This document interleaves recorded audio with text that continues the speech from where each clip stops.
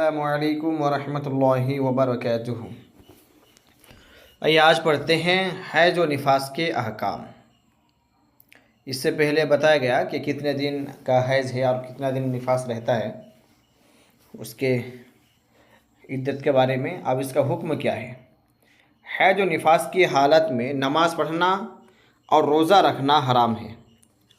ان دونوں میں نمازیں معاف ہیں، ان کی قضا بھی نہیں۔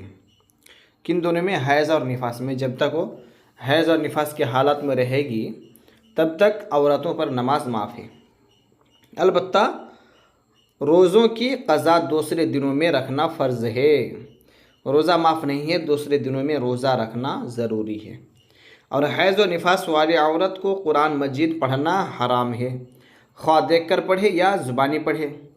یوں ہی قرآن مجید کا چھونا بھی حرام ہے۔ ہاں، اگر جزدان میں قرآن مجید ہو تو اس جزدان کو چھونے میں کوئی حرج نہیں۔ جو ناپاک رہتے ہیں، حیض و نفاس والی بھی ناپاک ہی رہتی ہے، تو ایسی صورت میں قرآن پڑھ نہیں سکتی ہے۔ اس کے علاوہ قرآن کو چھو بھی نہیں سکتی ہے۔ پڑھنا چھونا سب حرام ہے۔ لیکن اگر جزدان میں رہے تو پھر اس جزدان کو چھونے میں کوئی حرج نہیں ہے۔ مسئلہ: قرآن مجید پڑھنے کے علاوہ دوسرے تمام وظائف، کلمہ شریف، درود شریف وغیرہ حیض و نفاس کی حالت میں عورت بلا کراہت پڑھ سکتی ہے، بلکہ مستحب ہے کہ نمازوں کے اوقات میں وضو کر کے اتنی دیر تک درود شریف اور دوسرے وظائف پڑھ لیا کرے جتنی دیر میں نماز پڑھ سکتی تھی، تاکہ عادت باقی رہے۔ اب حیض و نفاس کی حالت میں نماز تو پڑھ نہیں سکتی ہے، قرآن بھی نہیں پڑھ سکتی ہے۔ ایسی صورتوں میں کرنا کیا ہے؟ درود شریف اور کلمہ شریف اور دوسرا جو وظائف ہے یہ سب کرنا ہے۔ اس میں دعائے قنوت بھی پڑھنا مکروہ ہے، اور باقی جو دوسرے دعا اور کلمہ ہے یہ سب پڑھ سکتے ہیں۔ اور یہ مستحب کہا گیا ہے۔ جو نماز کا وقت ہے، جتنا ٹائم میں نماز پڑھتے تھے اتنا ٹائم مصلی میں بیٹھ کے وضو کر کے کلی وغیرہ کر کے درود شریف یا پھر دوسرے کوئی ذکر اذکار کرے، کوئی دعا وغیرہ پڑھے۔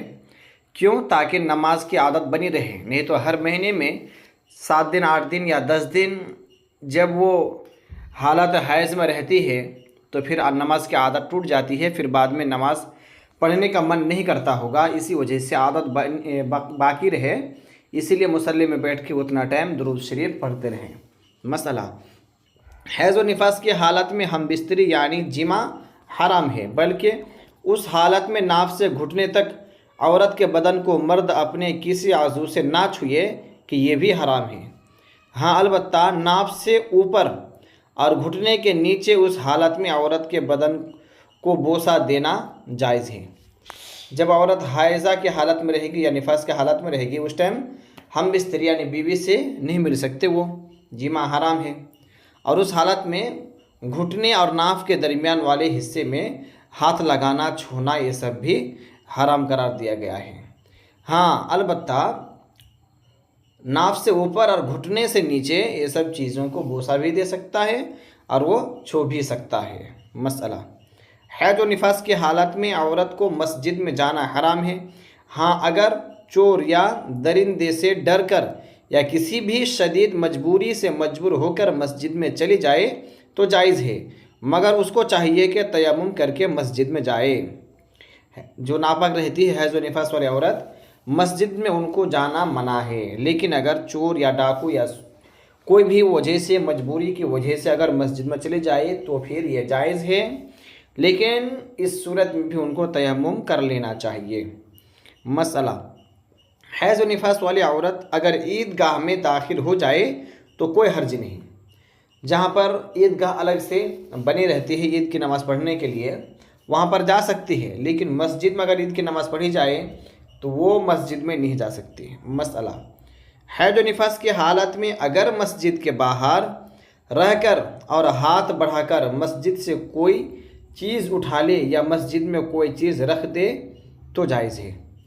ناپاک ہے، وہ حیض و نفاس کی حالت میں ہے، مسجد کے اندر نہیں جاتی بلکہ باہر ہی سے کوئی چیز کو اٹھاتی ہے یا پھر کوئی چیز رکھتی ہے اندر، تو یہ جائز ہے۔ مسئلہ: حیض و نفاس والی کو خانہ کعبہ کے اندر جانا اور اس کا طواف کرنا اگرچہ مسجد حرام کے باہر سے ہو حرام ہے نا، مسجد حرام میں نہیں جا سکتے، وہ مسجد حرام کے باہر ہونے سے بھی وہ طواف نہیں کر سکتے کعبہ کی جب وہ حیض کے حالت میں رہے۔ مسئلہ، حیض و نفاس کی حالت میں بیوی کو اپنے بستر پر سلانے میں غلبہ شہوت یا اپنے کو قابو میں نہ رکھنے کا اندیشہ ہو تو شوہر کے لیے لازم ہے کہ بیوی کو اپنے بستر پر نہ سلائے، بلکہ اگر گمان غالب ہو کہ شہوت پر قابو نہ رکھ سکے گا تو شوہر کو ایسی حالت میں بیوی کو اپنے ساتھ سلانا حرام اور گناہ ہے۔ اللہ اکبر، کتنی بڑی بات ہے۔ اگر شوہر کو لگے کہ بیوی اگر میرے پاس سوئے اور ابھی یہ حیض کی حالت میں ہے، اگر میرا غلبہ شہوت آئے گا یعنی ان سے ملنے کو جی چاہے گا، دل کرے گا، ایسی صورت میں بیوی کو اپنے بستر میں سلانے سے منع کیا جا رہا ہے، ٹھیک ہے۔ اور اگر ایسا لگ رہا ہے کہ اتنی زیادہ شہوت آ جائے گا کہ جس پر قابو نہ رکھ سکے گا، غالب گمان ہے کہ شاید اگر اپنے نفس کو قابو نہ رکھ سکا، شہوت کو اپنے قابو میں نہ رکھ سکا، اگر ان کو غالب گمان ہے کہ کہیں ان سے جمع نہ ہو جائے، تو ایسی صورت میں بیوی کو اپنے بستر پہ سلانا ہی حرام ہے اور گناہ ہے۔ اور اگر ایسی کوئی بات نہیں ہے تو پھر سلا سکتا ہے، جبکہ شہوت پہ وہ قابو رکھ سکے تو بھی بہتر نہیں ہے۔ کل ملا کے بات کیا ہے کہ بیوی جب اپنے بستر میں سوئے تو شہوت پہ قابو رکھنا ہے، اور اگر لگے کہ ناقابو ہوگا تو اسے پھر الگ بستر میں سلایا جائے۔ مسئلہ، حیض و نفاس کی حالت میں بیوی کے ساتھ ہم بستری کو حلال سمجھنا کفر ہے، اور حرام سمجھتے ہوئے کر لیا تو سخت گنہگار ہوا، اس پر توبہ کرنا فرض ہے۔ اور اگر شروع حیض و نفاس میں ایسا کر لیا تو 1 دینار، اور اگر قریب ختم کیا تو نصف دینار خیرات کرنا مستحب ہے تاکہ خدا کے غضب سے امان پائے۔ یہ اتنا بڑا گناہ ہے۔ اگر کوئی یہ سمجھے کہ بیوی کو حالت حیض میں اس کے ساتھ ہم بستری کرنا حلال ہے تو انسان کافر ہو جائے گا، کیونکہ حرام کام کو اس نے حلال سمجھا اس وجہ سے، اور حرام سمجھتے ہوئے بھی کیا تو بڑا گنہگار ہوگا، وہ سخت گنہگار ہوا، اس پر توبہ ضروری ہے، توبہ کرنا فرض ہے اس کے اوپر۔ اور اگر وہ شروع حیض میں یعنی جب حیض شروع ہوا اسٹارٹنگ کے دن میں اگر وہ جمع کر لیا تو ایسی صورت میں ان کو 1 دینار صدقہ کرنا، خیرات کرنا چاہیے۔ اور اگر آخر میں ایسا کیا، آخر دنوں میں یعنی ابھی اب ختم ہونے والا ہے، 1 دن 2 دن باقی ہے، اور کیا تو ایسی صورت میں آدھا دینار اللہ کی راہ میں صدقہ کرنا کیا ہے، یہ مستحب ہے، خیرات کرنا یہ مستحب ہے۔ کیوں؟ تاکہ وہ ان کے اوپر جو غضب نازل ہونے والا تھا وہ غضب سے محفوظ رہے، اسی وجہ سے، کیونکہ انسان جب صدقہ دیتا ہے تو آنے والی مصیبتیں ٹل جاتی ہے نا، تو کوئی بھی ایسا کام نہ کرے، حالت حیض میں نہیں تو وہ بیوی سے ایک دم دور رہے، اور نہیں تو اچھا طریقہ ہے اس کو میکہ بھیج دیا جائے۔ مسئلہ، روزے کی حالت میں اگر حیض و نفاس شروع ہو گیا تو وہ روزہ جاتا رہا، اس کی قضا رکھے، فرض تھا تو قضا فرض ہے اور نفل تھا تو قضا واجب ہے۔ روزے کی حالت میں تھی، اب حیض شروع ہو گیا تو وہ روزہ ٹوٹ گیا، اب وہ روزہ دوسرے دنوں میں رکھنا ضروری ہے، فرض ہے، اس کا قضا ضروری ہے، فرض ہے۔ اور اگر نفل روزہ میں تھے اور حالت حیض میں آ گئی تو ایسی صورت میں اس کا قضا واجب ہے، یعنی اور دنوں میں اس کا قضا کرنا پڑے گا۔ مسئلہ، نفاس کی حالت میں عورت کو زچہ کھانا سے نکلنا جائز ہے، یوں ہی حیض و نفاس والی عورت کو ساتھ کھلانے اور اس کا جھوٹا کھانے میں کوئی حرج نہیں ہے نا۔ نفاس کی حالت میں عورت کو زچہ کھانا یعنی جس روم میں جو روم میں بچہ پیدا ہوتا ہے وہ روم سے باہر نکل سکتی ہے، وہ کہیں کہیں پہ ایسے بولتے ہیں کہ جہاں پہ بچہ پیدا ہوتا ہے 40 دن تک باہر نہیں نکلنا چاہیے، یہ غلط بات ہے، ایسا کوئی مسئلہ کہیں پہ کوئی کتاب میں نہیں آیا ہے، بلکہ نکل سکتی ہے۔ اور جو حیض و نفاس والی عورت ہے اس کا جھوٹا بھی پاک ہے اور اس کا جھوٹا کھانے میں بھی کوئی حرج نہیں۔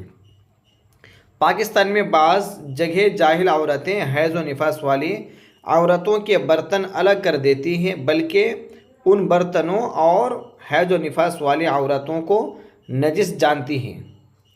याद रखो कि ये सब हिंदुओं की रस्में हैं। ऐसी बेहुदा रस्मों से मुसलमान औरतों मर्दों को बचना लाजिम है ना। ये पाकिस्तान के इलाके के बारे में बताया जा रहा है। हालांकि ये हिंदुस्तान में भी कुछ लोग जहाँ पर जिहालत ज़्यादा है ना, जिस घर में दीनी इल्म नहीं है, दीनी माहौल नहीं है, उस घर में ऐसा करते हैं कि है जो निफास वाली औरत को खाना बनाने नहीं देती है, उसे खाना निकालने नहीं देती है, और उसका झूठा बर्तन से कोई खाना भी नहीं खाते, उसके प्लेट वगैरह सब अलग कर देते हैं जब तक वो हालात हाइज़ा में रहती है। तो ये सब क्या है, हिंदुओं का रस्में हैं। ये सब रस्मों से मुसलमानों को बचना बहुत ही ज़रूरी है। अक्सर औरतों में रवाज है कि जब तक चिल्ला पूरा ना हो जाए, अगरचे निफास का खून बंद हो चुका हो, वो ना नमाज़ पढ़ती है ना अपने को नमाज के काबिल समझती है ना। कुछ औरतें ऐसी भी है और इसमें अक्सरियत पाई जाती है, ये रिवाज बना लिया है कि बच्चा पैदा होने के बाद 40 दिन खून बहे या ना बहे, ये पूरा 40 दिन वो नापाक ही रहती है, ये 40 दिन में वो नमाज नहीं पढ़ सकती है, ऐसा उनके सोच है। हालांकि ऐसा नहीं है, खून जब बंद हुआ उसी टाइम वो पाक हो गई, ठीक है। अब वो निफास से फारिग हो गई, जब निफास से फारिग हो गई अब उस पर गुस्ल फ़र्ज़ है, गुस्ल करके उसे नमाज पढ़नी पड़ेगी। ये भी महज जिहालत है। शरीयत का हुक्म है कि जैसे ही निफास का खून बंद हो, है ना, खून बंद हो, उस वक्त से नहाकर नमाज शुरू कर सकती है, ठीक है, नमाज शुरू कर दें। अगर नहाने से बीमारी का अंदेशा हो तो तयम्मुम करके नमाज पढ़े, नमाज हरगिज़ हरगिज़ ना छोड़े। जैसे ही निफास का खून बंद हुआ वो पाक, अब वो पाक होने के काबिल हो चुकी है, अब उसे नहा के पाक हो जाना चाहिए। अब उस पर नमाज फ़र्ज़ है, नमाज पढ़नी पड़ेगी, अब नमाज माफ़ नहीं है। हाँ, बच्चा पैदा होने की वजह से कभी कभी तबीयत ख़राब हो जाती है, जो कि बहुत कमज़ोर हो जाती है कुछ औरतें। ऐसी सूरत में अगर उसे पानी से नहाने में अगर परेशानी हो तो फिर उसे तयम्मुम करके नमाज़ पढ़नी पड़ेगी, लेकिन नमाज माफ़ अब नहीं है। मसला, हैज अगर पूरे 10 दिन पर ख़त्म हुआ तो पाक होते ही उससे जिमा करना जायज़ है, अगरचे अब तक गुस्ल ना किया हो, लेकिन मुस्तहब यह है कि नहाने के बाद सोहबत करे। जैसे हैज से फारिग हुए उसी टाइम अगर कोई मर्द, अगर उसका शोहर चाहे तो वो जिमा कर सकता है बीवी से, ठीक है, लेकिन बेहतर है कि वो पाक हो जाए, नहा ले, उसके बाद सोहबत करे, ये मुस्तहब है।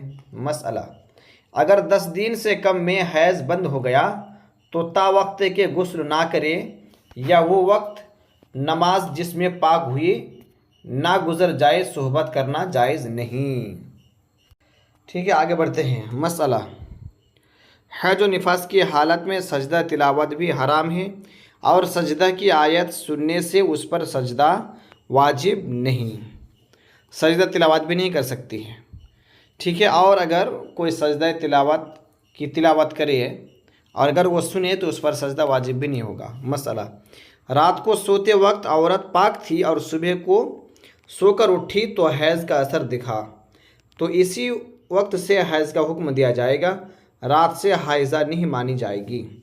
यानी सोने के टाइम वो पाक थी, अब जब उठी वो आँख खुली तब देख रही है कि हाँ मैं नापाक हो चुकी हूँ, तो अब उसको उसी टाइम से हैज़ा माना जाएगा। मसला, हैज वाली सुबह को सोकर उठी और गद्दी पर कोई निशान हैज़ का नहीं तो रात ही से पाक मानी जाएगी, है ना। हैज़ वाली सुबह सोकर उठी और गद्दी पर कोई निशान ही नहीं मिली, है ना, इसका खून का कोई अगर असर बाकी नहीं रहा तो उसको फिर रात ही से पाक मानी जाएगी। तो ठीक है, इतने सबक को अच्छी तरीके से याद कीजिए और समझने की कोशिश करें, ठीक है। बाकी इस्तिहज़ा का अहकाम इंशाअल्लाह कल के सबक में फिर पढ़ाया जाएगा। अस्सलामु अलैकुम व रहमतुल्लाहि व बरकातुहू।